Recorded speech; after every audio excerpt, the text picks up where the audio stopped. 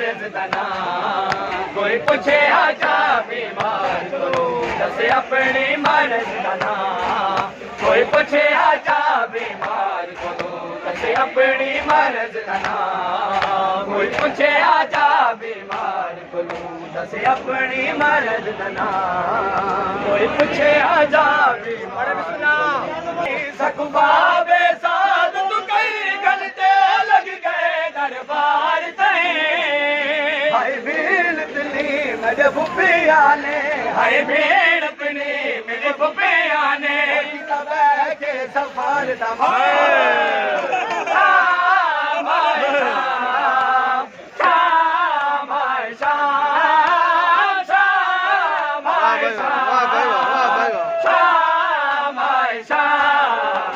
पूछे आजा बीमार गुरु दसे अपनी मर्ज दना